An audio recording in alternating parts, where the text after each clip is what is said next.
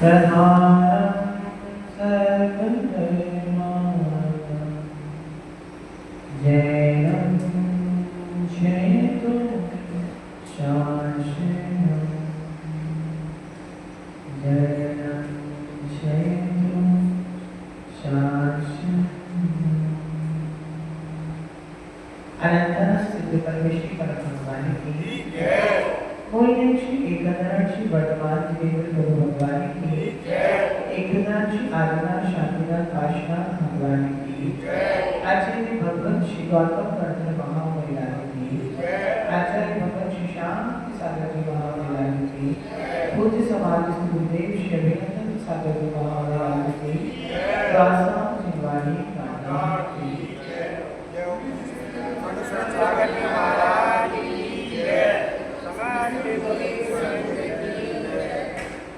संसार में जितने भी जीव जन्म को प्राप्त होते हैं और जन्म के प्राप्त होने के साथ ही उन जीवों का कोई ना कोई उत्तराधिकारी अवश्य हो जाया करता है। जिस प्रकार से बाजार से कोई वस्तु खरीदने के बाद किसी व्यक्ति का उस पर स्वामित्व भाव हो जाता है, जिस व्यक्ति ने धन के विसर्जन से उस वस्तु को एकत्रित किया या वस्तु को खरीदा, अब उसका अधिकार किसका हो जाता है? जिस व्यक्ति ने उस वस्तु का दाम दिया। ऐसे ही संसार में तीन लोक के अंदर जितने भी जीव पैदा हो रहे हैं, जितने भी जीव लोग यहाँ पर रह रहे हैं, जो मनुष्य लोग हैं, उन सभी जीवों का कोई ना कोई उत्तराधिकारी अवश्य रहता है। जिस प्रकार से आज हम अपने बच्चों के उत्तराधिकारी बने हुए हैं और आपके पिता आपके उत्तराधिकारी बने थे, उनके पिता उनके उत्तराधिकारी बने हुए थे, और ये श्रमण परंपरा, ये जिन शासन की परंपरा, ये मनुष्य की परंपरा ऐसी परंपरा रही है जिसके अंदर किसी ना किसी का उत्तराधिकारी बनना पड़ता है। उत्तराधिकारी का अर्थ रहता है कि जिसके अनुसार हमको अपना जीवन जीना पड़ता है, जिसके कहे अनुसार हमको अपनी जिंदगी को व्यतीत करना पड़ता है। और ऐसा ही जिन शासन में आज का विशेष पर्व है जिसका नाम है वीर शासन। यह वीर शासन पर्व, और वास्तविकता में शासन उसी का हो सकता है, वास्तविक में शासन वही कर सकता है जिसके अंदर वीरता का गुण होगा। जो कायर होगा वो कभी भी किसी के ऊपर शासन नहीं कर सकता। और याद रखना, आचार्य भगवत ने कहा कि वीर शासन का ये नहीं कि वीर प्रभु ने शासन को चला दिया, भगवान महावीर के माध्यम से जो शासन हमको प्राप्त हो गया हमने उसको मान लिया। भगवान इतने तीर्थंकर हो गए, उन सभी के माध्यम से जो शासन जो हमको समझा बुद्धि प्राप्त हुई है, उनके जो काल हमको प्राप्त हो गया, खाली वही शासन को मान करके बैठ जाना कोई वीर शासन नहीं है। अपितु आचार्य भगवान बोल रहे हैं, वीर तो वो हुआ करता है, वीर तो वो व्यक्ति हुआ करता है जिसने अपने, वीर का मतलब होता है जिसने अपनी आत्मा के ऊपर शासन प्रारंभ कर दिया है, जिसने अपने ऊपर शासन प्रारंभ कर दिया। और किसका शासन? राग द्वेष का शासन नहीं। आचार्य भगवान कह रहे राग द्वेष मोह का शासन नहीं, वस्तुओं के एकत्रित करने का शासन नहीं, राग द्वेष और इन कषायों का शासन नहीं, मोह का शासन नहीं, बल्कि अपितु अपनी आत्मा के ऊपर अपने स्वभाव का जो शासन प्रारंभ हो जाता है, उसी क्षण से जो जयंती प्रारंभ होती है वही वीर शासन जयंती हुआ। आज का पावन प्रसंग और महावीर के जीवन से और महावीर के जीवन की वाणी से है, जिन महावीर भगवान ने वैराग्य धारण हो गया, और वैराग्य होने के बाद कौन से दिन दीक्षा को धारण किया आपको पता है? रोज पढ़ते हो मकसिर वदी दशमी के दिन प्रभु ने क्या किया? अपने जीवन में उस महान व्रत को अंगीकार कर लिया, अपने जीवन में उस जैनेश्वरी दीक्षा को धारण कर लिया। और जैनेश्वरी दीक्षा धारण करने के बाद क्या हुआ? भगवान को कौन से दिन केवल ज्ञान हो गया? वैशाख सुदी दशमी के दिन भगवान को केवल ज्ञान हो गया। भगवान को केवल ज्ञान होने के पश्चात जैसे सौंदर्य को पता लगा कि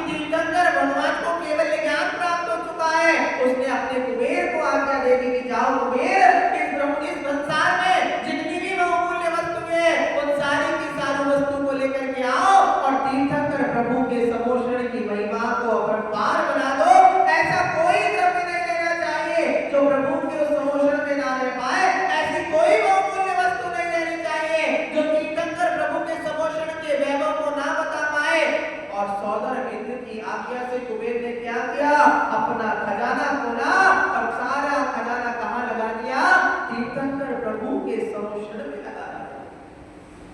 अब प्रभु तो समोषण में चले गए, स्वभाव से प्रभु कहाँ चले गए, समोषण में चले गए।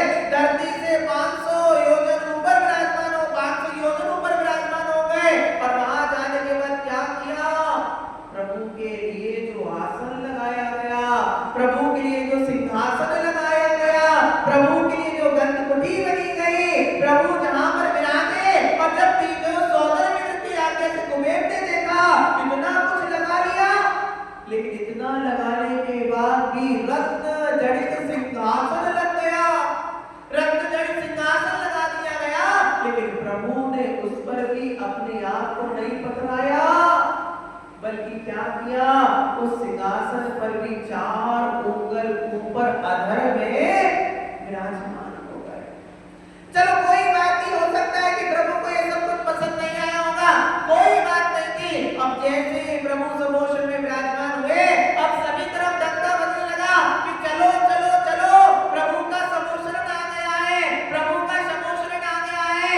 जो राजा थे वो राजा भी गए, जो देवता थे वो देवता भी गए, चाहे वो असुर कुमार जाति के देव हो, चाहे वो व्यक्तर कुमार जाति के देव हो, चाहे वो वैमानिक देव हो, और चाहे वो कल्पवासी देव हो, उन सब ने कहा कि यदि आत्मा का कल्याण करना है तो प्रभु के समोषण में जाना पड़ेगा, प्रभु की दिव्य ध्वनि का श्रवण करना पड़ेगा, प्रभु की दिव्य देशना का रसपान करना पड़ेगा।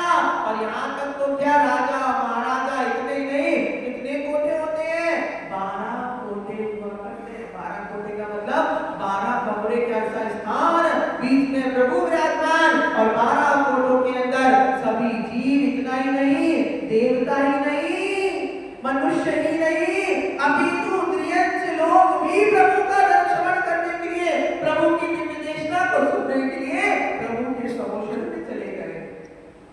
जैसे ही समोषण में पहुंचे, और समोषण में पहुंचने के बाद दिव्य ध्वनि का समय हुआ, लेकिन प्रभु तो अपने आत्मज्ञान में बैठे, प्रभु दिव्य ध्वनि नहीं खिलवा पाए। लोगों ने सोचा हो सकता है कि प्रभु ने परिश्रम किया है, तपस्या की है, थोड़े थक से गए होंगे, कोई बात नहीं। जैसे आप लोग सोचो ना, महाराज विहार करके आएगा, अगर कमरा बंद है तो थोड़ी देर रहने देते, प्रवचन बाद में करवा लेंगे। तो उन्होंने भी सोचा हो सकता है प्रभु भी थक चुके हो, केवल ज्ञान हुआ है, एक काम करते, ये वाला काम नहीं, थोड़ी देर बाद आकर के अब समोषण तो यही रहने वाला है, प्रभु ही रहने वाले हैं, तो फिर क्या करना, हो सकता है थोड़ी देर बाद दिव्य ध्वनि खिल जाए। अब सब लोग जीव, 1 दिन हुआ, 2 दिन गुजरा, 3 दिन गुजरा, 4 दिन गुजरा, रोज आते रोज चले जाते, रोज आते रोज चले जाते, रोज आते रोज चले जाते, ऐसा करते करते कितने दिन गुजर गए, 55 दिन गुजर, 54 दिन गुजर गए। जैसे ही 54 दिन गुजरे, उसी रात्रि के पहर में सौदर मित्र का आसन पर मायमान हो गया कि भैया इतने दिन गुजर चुके हैं, अब बताओ कोई व्यक्ति कितने दिन भूख से रह सकता है, भूखा रह सकता है, एक ना एक दिन तो उसकी भी सहनशीलता कहीं ना कहीं खत्म हो ही जाएगी। अब सौदर मित्र भी सोचने लगा, वो सब आते हैं सब चले जाते हैं, आखिर ऐसा कारण क्या हो रहा है। उसने फौरन अपना अवधि ज्ञान लगाया और अवधि ज्ञान से जान लिया कि जिस प्रकार शेरनी का दूध सोने के पात्र के अलावा और कहीं नहीं ठहरता, क्या कहा, जिस प्रकार शेरनी का दूध सोने के पात्र के अलावा और कहीं नहीं ठहरता, यदि उसको स्टील की बाल्टी में निकाल दिया जाए, यदि प्लास्टिक की बाल्टी में निकाल दिया जाए, तो वो दूध इतना पावरफुल होता है कि स्टील को भी छेद करके बाहर निकल जाता है। यदि शेरनी के दूध को ठहराना है तो क्या चाहिए, सोने का पात्र चाहिए। सोने में इतनी सहनशीलता होती है, सोना इतना गंभीर होता है कि वो शेरनी के जैसे ताकतवर दूध को भी अपने अंदर स्थान देता है, चांदी भी फट जाती है, लेकिन एकमात्र सोना ऐसा रहता है जो शेरनी के दूध को अपने अंदर सुरक्षित रख पाता है, बाकी बर्तन तो छेद करके बाहर निकल जाते हैं। जिस प्रकार शेरनी के दूध को ठहरने के लिए स्वर्ण का पात्र की आवश्यकता होती है, उसी प्रकार से तीर्थंकर प्रभु की दिव्य देशना को सुनने के लिए, उसका श्रवण करने के लिए भी एक योग्य पात्र की आवश्यकता होती है। जिस प्रकार जब तक योग्यताएं नहीं होगी, आप कितना भी देते चले जाना, कितना भी पानी आता चला जाए, लेकिन घर में यदि बर्तन नहीं रखा हो तो बताओ पानी का कलेक्शन हो सकता है?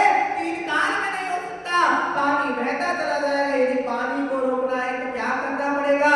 बर्तन को भरना पड़ेगा, बांध बनाना पड़ेगा, तब जाकर के पानी का स्टोरेज किया जा सकता है।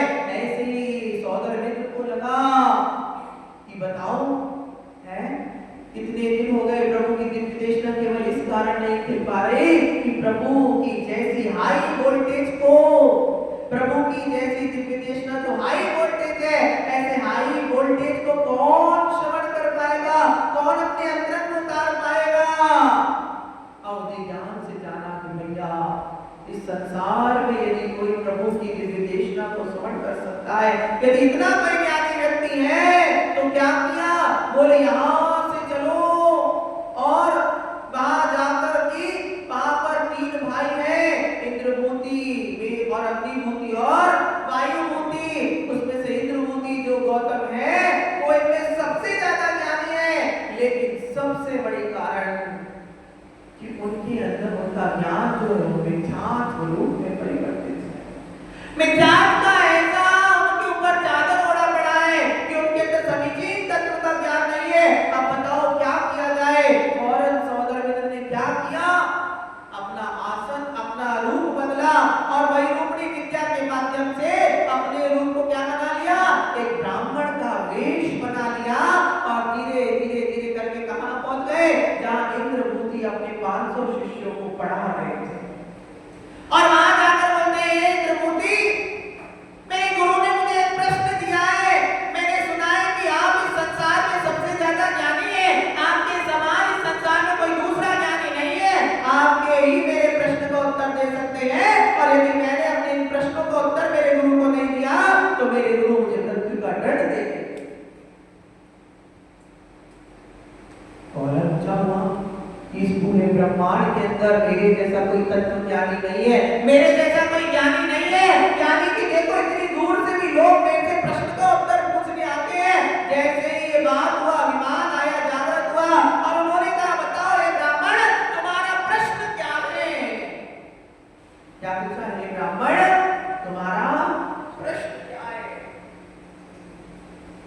जैसे ब्राह्मण का कि हे गौतम मेरा प्रश्न ये है, त्रैकालम द्रव्य षट्कम नवपदरहितम जीव षट्काय निश्चा पंचाग्नि जातिकाया कृत समिति गति ज्ञान चारित्र वेदा इत्ते तन्मोक्ष मूलम त्रिमर्वति प्रोक्त मरहत प्रेषे प्रत्येकि शब्दाकार सहस्परिशा सर्व सम्यक शब्द दृष्टि। जैसे प्रश्न सुना गौतम का तो दिमाग खराब। ऐसा प्रश्न तो मैंने 3 काल में आज तक नहीं पढ़ा। मैंने इतने शास्त्रों का अध्ययन कर लिया, मैंने इतने शास्त्रों का श्रवण कर लिया। 3 काल त्रैकाल्यम द्रव्य षट्कम 6 द्रव्य त्रैकाल्यम द्रव्य षट्कम 9 पद रहितम 9 पदार्थ त्रैकाल्यम द्रव्य षट्कम 9 पद रहितम जीव षट्काय निश्चा 6 निश्चा 9 पदार्थ 3 काल। आखिर ये 7 तत्व की चीज क्या है? लेकिन ब्राह्मण के सामने ये बता सकते थे मुझे इन प्रश्नों का उत्तर नहीं आता, क्योंकि याद रखना आदमी को प्रश्न का उत्तर आए या ना आए, लेकिन स्वाभिमान कभी भी खत्म होने नहीं देता। जैसे ही प्रश्न सुना उन्होंने के सारे शिष्यों ने सुना, अब गौतम सोचने लगे, मन में विचार करने लगे, ऐसे प्रश्न तो मैंने कभी नहीं सुने, लेकिन हो सकता है कि कोई पागल बना रहा हो। इन्होंने गौतम फौरन बोलते, अरे ब्राह्मण ऐसे कठिन से प्रश्नों का उत्तर तुम समझने वाले नहीं हो, तुम्हारी बुद्धि में जागृत होने वाला नहीं है, तुम्हारी बुद्धि में जाने वाला नहीं है। यदि ऐसे प्रश्नों का उत्तर चाहिए तो मुझे तुम्हारे गुरु के पास लेकर के चलो, मैं तुम्हारे गुरु को उन प्रश्नों के उत्तर देना चाहूंगा। मैं शास्त्रार्थ करना चाहूंगा तो तुम्हारे गुरु से शास्त्रार्थ करना चाहूंगा, तुम्हारे प्रश्नों को उत्तर देना चाहूंगा। तो जिस गुरु ने तुमको प्रश्न दिए हैं उस गुरु के मुख पर ही जाके प्रश्नों का उत्तर देना चाहूंगा। ब्राह्मण तो चाहता ही नहीं था कि किसी ना किसी प्रकार से ये कहां चले जाए, मेरे गुरु की तरफ उड़ जाए। ये समाचार इंद्रभूति ने अपने दोनों भाइयों को वायुभूति और अग्निभूति, और दोनों भाइयों को कहा कि चलो, एक हमसे भी बड़ा ज्ञानी हुआ है, एक हमसे भी बड़ा विद्वान हुआ है, आज हमसे उसे साक्षात करने जाना है। और वो तीनों के तीनों भाई अपनी पूरी की पूरी शिष्य मंडली को इकट्ठा करते और सीधे उस ब्राह्मण के साथ धीरे धीरे धीरे धीरे धीरे करते कहां पहुंच गए? विंध्याचल पर्वत की तरफ बढ़ गए। अब जैसे ही उस तरफ बढ़ाए, समोषण चारों तरफ सुविष्टा ही सुविष्टा की। ऐसा बताते हैं कि जहां समोषण विराजमान हो जाता है, या तीर्थंकर भगवान का समोषण विद्यमान हो जाता है, वहां 12 योजन प्रमाण तक सुविष्टा ही सुविष्टा हो जाती है। अनेक ऋतु के फल एक साथ चल जाते हैं, मंद मंद गंधोदक की पवन चलने लग जाती है। आपसी वैर विरोधी जीव भी अपना वैर भाव छोड़ देते हैं। जो नदी नाले सूखे थे उनमें जल बरसाया करता है, सूखे पेड़ भी हरे हो जाते हैं, और प्रकृति भी चहचहाने, और प्रकृति के साथ रहने वाले सभी जीव भी चहचहाने लग जाते हैं। तो धीरे धीरे करते करते करते विभूति पूछते, कहाँ है तुम्हारा गुरु? अरे कहाँ तुम्हारा गुरु विराजता है? थोड़ा सा और चलो, थोड़ी दूर चलने के बाद मेरे गुरु का महल आ जाएगा, आप मेरे गुरु के महल की तरफ चलिए। और जैसे करते करते करते अब जैसे ही विंध्याचल पर्वत की तरफ बढ़े, और बढ़ने के बाद क्या हुआ? दूर से देखो कि वहां कुछ दिखाई दे रहा है।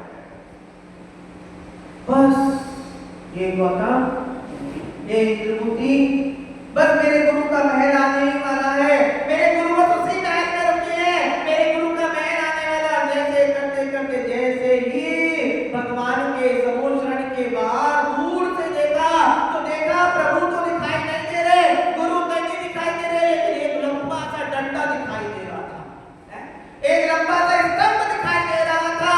और जैसे ही इंद्रभूति गौतम कंठन ने उस स्तंभ को देखा, तो स्तंभ देखने के बाद जैसे ही स्तंभ को देखा, जिसका नाम क्या था? मान स्तंभ। जो अभी तक गौतम कॉलर ऊंचा कर रहे थे, अभिमान में चढ़े हुए थे, मान में चढ़े हुए थे, जैसे ही मान स्तंभ को देखा, उस मान स्तंभ के दर्शन मात्र से क्या हुआ? मान का खंडन हो गया। और जहां मान का खंडन हुआ, वहीं पर सम्यक प्रारंभ हो जाता है। गुरुदेव हमेशा कहते थे, गगन चूमते शिखर है, भू स्पर्शी क्यों द्वार, मानो हमसे कह रहे मत बन मत मत धार। पहले के जमाने में शिखर कैसे होते थे? आपके मंदिर का शिखर भगत भैया कितना ऊंचा लेके गए, गगन को चूम रहे हैं, गगन चूमते शिखर हैं। पहले जमाने में शिखर कैसे होते थे? ऊंचे ऊंचे हुआ करते थे। और मंदिर में जाने के रास्ते कैसे होते थे? बहुत छोटे से, झुक करके जाना पड़ता था। आप कभी जाना प्राचीन मंदिरों के अंदर, हम अपने गांव में रहते थे, एक छोटा सा मंदिर जिसको गुफा का मंदिर कहते थे, अंदर जाते थे तो गुफा में जैसे घुसते थे, ऐसे छोटे छोटे से रास्ते से जाते थे। आखिर भगवान ऐसा क्यों होता था? ताकि पहले के लोग सर पर टोपी पहनते थे, और टोपी अभिमान का प्रतीक होती थी, उसके राज वैभव का प्रतीक होती थी। अब वो टोपी जो पहना है, जैसे देखेगा ऊपर भगवान, तो टोपी क्या होगी? गगन चूमते शिखर की तरफ जैसे ही दृष्टि गई, तो जो टोपी अभिमान की तुमने पहन के रखी थी, वो टोपी क्या होगी? शिखर को देखने से गिर जाएगी।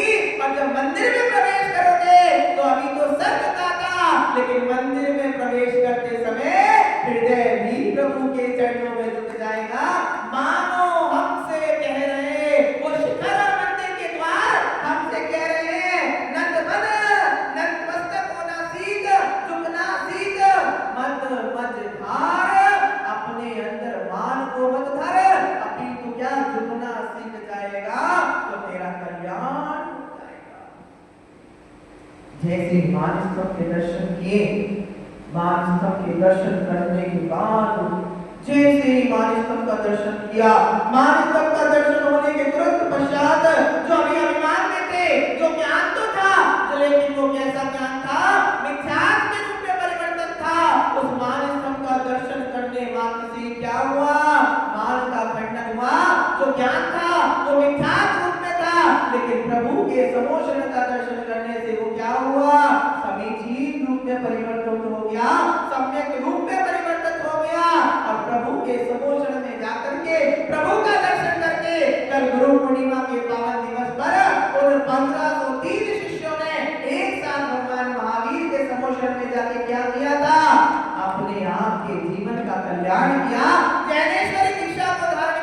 और जैनेश्वरी दीक्षा करने के पश्चात अब क्या किया जाए।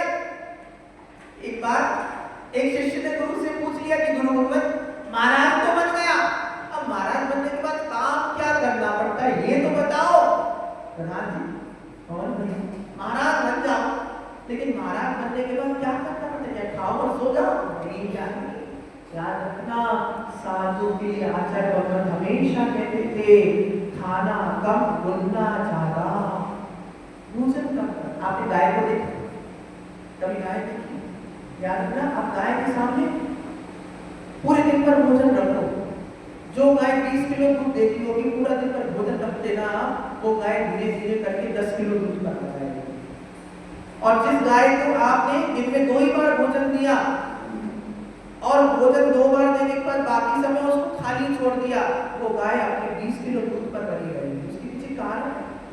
आचार्य भगवान कहते थे यदि आपने गाय को भोजन ज्यादा करने को देते गए तो क्या होगा, वो दिन भर खाती रहेगी, लेकिन याद रखना खाने से कभी भी दूध नहीं बनता, खाने से कभी भी दूध नहीं बनता। अभी तो गाय का दूध यदि बनता है तो जुगाली के करने से बना करता है। आप देखना रात्रि के देर ये गाय आदि जो जानवर रहते थे पहले, वो दिन में खाते थे और रात के समय जुगाली करते थे। जुगाली से क्या होता था, दिन भर का जो खाया था वो खाने के बाद जो नली में भरा, अब उसको प्रोटीन रूप में कन्वर्ट करते थे, दूध के रूप में परिवर्तित करते थे, मांस के रूप में परिवर्तित करते थे, और उसके माध्यम से क्या होता था, उनके शरीर में दूध बनता था। इसलिए गुरुदेव कहते हैं मुनिराज खाते कम है लेकिन गुणते ज्यादा है। गुणने का मतलब समझते हो? आचार्य गुरुदेव कहते थे मुनिराज आहार करते करते भी सप्तम गुण स्थान में चले जाते हैं। 7वें गुण स्थान का नाम क्या है? प्रमत्त अवस्था, जहां पर प्रमाद बिल्कुल खत्म हो जाता है। अब आहार कर रहे हैं, आहार करना भी तो प्रमाद है, लेकिन आहार करते करते भी सप्तम अप्रमत्त दशा में कैसे चले गए? तो आचार्य गुरुदेव कहते थे रोटी का ग्रास लेना प्रमाद, रोटी के ग्रास का शोधन करना प्रमाद, रोटी के ग्रास को शोध करके तैयार करना प्रमाद। और लेकिन यहाँ से यहाँ जाते समय भी आत्मचिंतन चल गया, प्रमाद खत्म हो गया, इतने से समय भी महिलाओं का सप्तम स्थान बन जाता है। क्रियाओं को प्रमाद के साथ रहने के बाद भी मुनिराज कब अप्रमत्त दशा में चले जाते हैं कुछ पता नहीं रहता। सोते सोते हुए भी, विश्राम करते हुए भी, निद्रा लेते हुए भी मुनिराजों के 6वां और 7वां गुण स्थान निरंतर बना रहता है। वो किससे? याद रखना, सोते हैं लेकिन मदहोश नहीं सोते। आप जब सो जाते हो तो कैसे सोते? दोनों पैर ऊपर उल्टे लेट जाते हो, दोनों पैर पता ही नहीं लगता पलंग पर सोए थे कि जमीन पर आ जाते हो। सोते पलंग पर हो लेकिन पलंग पर सोते सोते कहां आ जाते हो? जमीन पर आ जाते हो। सोते हो तो पूरे मुंह से लार ले आते सो जाते, लेकिन मुनिराज जो निद्रा लेते हैं, मुनिराज जो विश्राम करते हैं, वो ऐसा विश्राम होता है कि उस विश्राम में उनका चिंतन चला रहता है, उस विश्राम में उनका मनन चला रहता है। आचार्य श्री विद्यासागर जी मुनिराज ने अपनी पूरी जिंदगी भर में कई ग्रंथों का पद्यानुवाद किया, कई ग्रंथों का अनुवाद किया, लेकिन याद रखना उन्होंने अपने जीवन में कभी भी किसी भी ग्रंथ का पद्यानुवाद रात्रि के समय में पेंसिल से लिखकर नहीं किया।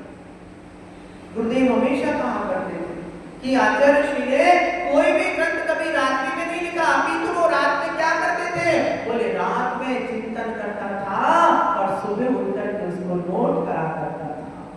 क्योंकि याद रखना अहिंसा की बातें कभी भी हिंसा के साथ नहीं लिखी जा सकती। कितना बड़ा चिंतन है, कितना बड़ा चिंतन है कि हम जिस अहिंसा धर्म को मान रहे हैं, हम जिस अहिंसा धर्म का वर्णन करते चले जा रहे हैं, ऐसे अहिंसा धर्म को पालने के लिए यदि मैं हिंसा कर रहा हूं तो फिर मेरी अहिंसा किस काम की रहने वाली है? याद रखना अहिंसा की बात भी अहिंसा के माध्यम से की जाती है, तो बात सुन ली जाती है।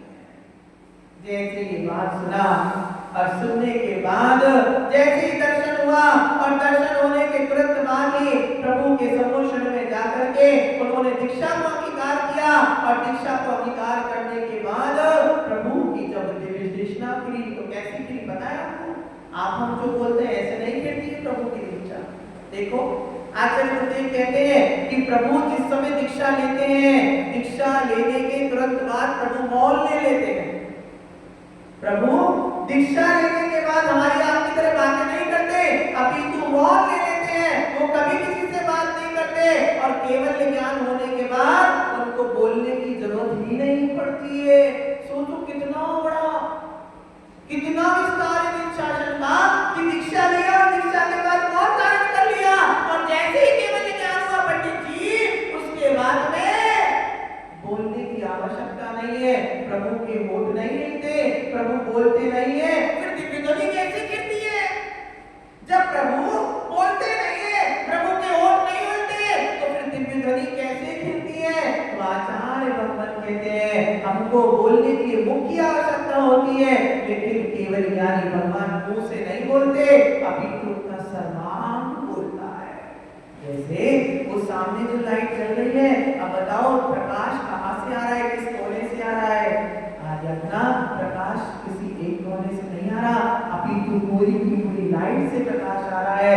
ऐसे ही तीर्थंकर को केवल ज्ञान होने के पश्चात तीर्थंकर भगवान मुख से नहीं बोलते, अभी तो उनके शरीर से निकलने वाली जो वेव्स होती है, वो सारी की सारी वेव्स किसके रूप में निकलती है? ओंकार रूप में निकलती है। अब वो अंदर जो परमेश्वर हुआ करते हैं, वो उस दिव्य ध्वनि को लेकर के जो कितनी भाषाओं के साथ होती है, 18 महाभाषा और 700 लघु भाषा। कितनी भाषा? 700 कितनी भाषा हो गई? 718 भाषाओं की वो दिव्य देशना हुआ करती है, जिसको गौतम गंधर जो गंधर परमेश्वर होते हैं, वो पशुओं के लिए पशुओं के रूप में, मनुष्य के लिए मनुष्य के रूप में, देवताओं के लिए देवताओं के रूप में और अनेक अनेक प्रकार के जीवों के लिए उनकी भाषा के रूप में उसको प्रसारित करते चले जाते हैं। जैसे एग्जाम्पल समझ लेते हैं, जैसे आपने क्या किया, आपने कभी लाइट बनती है, कहाँ बनती है? बांधों में लाइट बनती है, कहाँ पर? बांध होते हैं ना बड़े बड़े, वहां पर बांध करते हैं और वहां से जो लाइट होती है उसको डायरेक्ट करंट कहते हैं। लेकिन आपके गांव के बाहर जो ट्रांसफार्मर बड़े बड़े होते हैं ना, पावर हाउस, वहां क्या होता है? वो डायरेक्ट करंट को क्या करते हैं? डीसी को एसी में कन्वर्ट करते हैं। गुरुदेव कहते थे यदि डीसी डायरेक्ट लाइट यदि आपके यहाँ पर आ जाएगी तो ये कुछ भी चलने वाला नहीं है, ये डीसी को एसी में कन्वर्ट करते हैं। ऐसे ही प्रभु की दिव्य देशना है, वो डायरेक्ट दिव्य देशना है। वो गौतम गंधर जो परमेश्वर हुआ करते हैं, वो डीसी को एसी की तरह कन्वर्ट करते हैं ताकि वो हम सबको शरण होती चली जाए। आज का वो पावन प्रसंग था जिस दिन, आज के दिन प्रभु की प्रथम दिव्य देशना कितने 65 दिन के बाद 66वें दिन सभी जीव भव्य जीवों के लिए कल्याण के मार्ग के स्वरूप में प्रभु ने आज की प्रथम दिव्य देशना को प्रारंभ किया था। हम भी उस दिव्य देशना का प्रारंभ अब करेंगे और एक सार ग्रंथ जो आचार्य भगवंशी बुद्ध स्वामी महाराज ने 84 पाहुड़ लिखे, उसमें से एक पाहुड़ है रैण सार पाहुड़। उस पाहुड़ का भी स्वाध्याय हमारा प्रारंभ हो जाएगा। अभी तो 3 दिन का विश्राम है, 3 दिन के विश्राम के बाद पुनः जब यहाँ पर आएंगे तो अपनी श्रृंखला इसी प्रकार से रैण सार ग्रंथ पर प्रारंभ होती चली जाएगी। इसी बड़ी भावनाओं के साथ आप धर्म के श्रवण को समझे, क्योंकि याद रखना धर्म के अलावा जिन्हें प्रभु की कृष्णा के अलावा अन्य सारी बातें तो व्यर्थ है। यदि सारभूत यदि कोई वस्तु है तो एकमात्र प्रभु की कृष्णा, प्रभु के माध्यम से बताया गया मार्ग ही हमारे जीवन में सारभूत हुआ करता है। गौतम गंधर्व ने पूछा कि हे भगवान दीक्षा तो ले ली, अब क्या करूं? कदम चले कदम चित्ते तद मासे तद भंजते नानमस्त्रितम पाप पुण्यम न बचते। आचार्य भगवान के गौतम गंधर्व ने कहा कि भगवान दीक्षा लेने के लिए आप चलूं कैसे, बैठूं कैसे, खाऊं कैसे, पीऊं कैसे? प्रश्न किया तो प्रभु ने कहा बेटा हर कार्य को करने से पूर्व यत्न पूर्वक कार्य करना प्रारंभ कर दो। यत्न का मतलब है देखो, जानो और समझो, उसके बाद कोई भी कार्य को प्रारंभ करोगे तो उससे तुम्हें पाप का बंध होने वाला नहीं है। अब ऐसे ही पाप के बंध से बचने के लिए प्रभु ने निर्देशना दी। हम सभी भी उस निर्देशना का पालन इसी अनुसार करेंगे। इन बड़ी भावनाओं के साथ जय विकरण तुझे आचार्य गुरुदेव श्री अभिनंदन साथ